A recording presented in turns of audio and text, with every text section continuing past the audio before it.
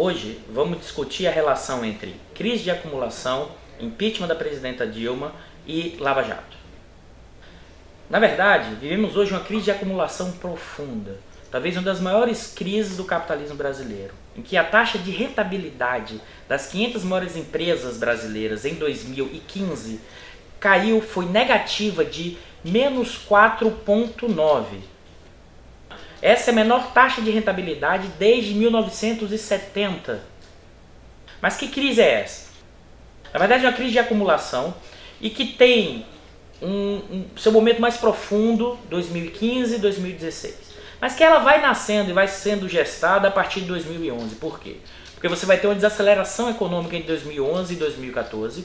Uma desaceleração econômica que é fruto de dois movimentos, de duas variáveis centrais. Uma externa.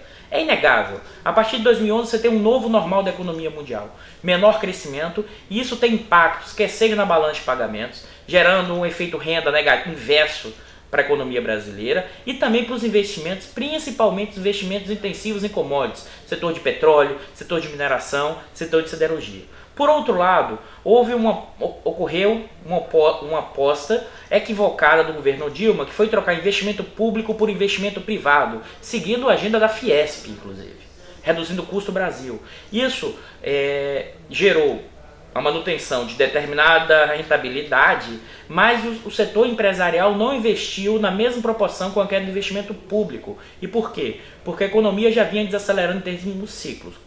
Só que isso gerou um crescimento muito menor entre 2011 e 2014, sendo que o governo Dilma manteve todos os subsídios e a redução de tributos para o setor empresarial. E isso sim afetou as contas públicas. E isso sim piorou as finanças públicas, porque você esperava que o investimento privado aumentasse, o que não ocorreu. Mas a crise realmente vai acontecer em 2015. Por quê? Porque você faz uma política fiscal e monetária altamente contracionista, de redução, de desaceleração dos gastos do governo, o investimento público cai quase 32%, sendo que você não tem um componente externo no sentido negativo, e você tem uma crise profunda. O capitalismo brasileiro travou em 2015 e continua travado em 2016, sendo que o governo Dilma continuou o mesmo modelo do jogo de ganha-ganha do governo Lula, ou seja, continuou mantendo os ganhos salariais para os de baixo, né? Só que a queda de lucratividade caiu e o conflito distributivo aumentou.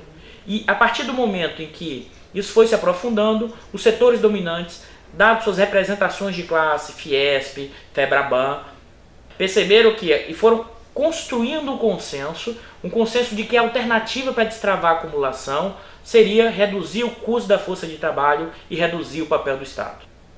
Foi construindo um consenso e que ficou muito claro a partir de 2015. Isso vai acelerando em 2013, já fica claro na eleição de 2014, mas isso fica mais claro em 2015. Mas até então, esses setores dominantes, uma parte expressiva deles, ainda apoiava o governo do PT, porque achava que o governo do PT poderia realizar essas reformas. Até final de 2015, os setores dominantes ainda achavam que o impedimento da presidente Dilma poderia gerar um caos ainda maior. Mas é a partir desse momento em que o PMDB se colocou com a ponte para o futuro com uma saída neoliberal. Com uma saída de quê? Entregar as reformas para os setores dominantes. Que reforma? A reforma do gasto do governo, a reforma previdenciária e a reforma trabalhista. E além de tudo, explicitou para a parte dos setores políticos que poderia parar a Lava Jato. Está muito claro na delação do Sérgio Machado, na fala do Jucá, nas frases clássicas do Jucá, e que ficam cada vez mais evidentes. Mas a questão toda é que os setores dominantes acharam que, com a saída da Dilma e com a entrada do Temer, que criaria um novo ambiente institucional, pararia a Lava Jato e poderia reconfigurar as reformas de forma acelerada e destravar a acumulação. E acreditou que poderia controlar a Lava Jato. Os setores dominantes, os setores empresariais e parte dos setores políticos acharam que poderia usar a Lava Jato para derrubar o governo Dilma ou para reforçar o impedimento e depois disso poderia controlar a Lava Jato. Ou seja, isso gerou uma instabilidade enorme porque a Lava Jato não está sob o controle dos setores dominantes. É um movimento claramente de classe média, um movimento procuradorista e que criminaliza qualquer tipo de relação entre o público e o privado. E com essa criminalização do público e do privado, isso já é uma instabilidade enorme. Por isso que a acumulação não consegue destravar, porque esses setores dominantes criaram um consenso da insensatez, de que é possível retomar a acumulação sem estímulos, com redução do custo de esforço de trabalho, sem elementos de demanda, num cenário externo muito prejudicado.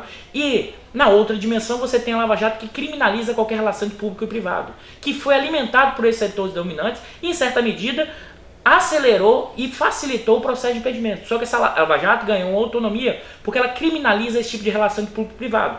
E isso implica uma instabilidade institucional. A ordem capitalista, o processo de acumulação, além dos seus efeitos, seus motores de crescimento, que pode ser o externo, que pode ser o investimento, que pode ser o lugar da família, ele requer que antes uma coisa central, e os pensadores do século XIX perceberam isso muito claramente, que é o quê?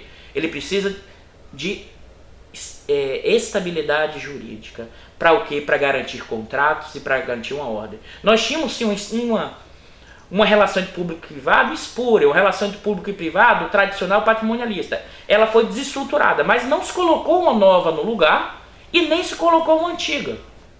Ou seja, nós não temos, o nosso perigo é um perigo que vai além da suposta armadilha da liquidez, é um processo de efeito de demanda. Isso também é um elemento fundamental para retomar a acumulação, mas nós temos uma instabilidade jurídica institucional nunca visto no nosso capitalismo. E a estratégia da Lava Jato para construir esse novo capitalismo, um novo capitalismo puro, passa pelo reforço dessa instabilidade e é por isso que os economistas ficam esperando a fada da confiança, e a fada da confiança vai gerar crescimento, o crescimento não vem. Não vem, quer seja pelo lado da demanda, pelo conceito da insensatez que se criou, e que supostamente essas reformas gerariam crescimento, e do outro lado, você tem uma crise institucional, você tem uma crise de uma insegurança jurídica nunca vista, que dificilmente você vai ativar investimentos, você tem dificuldade de investimentos estrangeiros em obras de infraestrutura. Eduardo, talvez os chineses entrem, mas os chineses entram em qualquer lugar do mundo, porque os ativos estão tão baratos que o risco para os chineses fica baixo.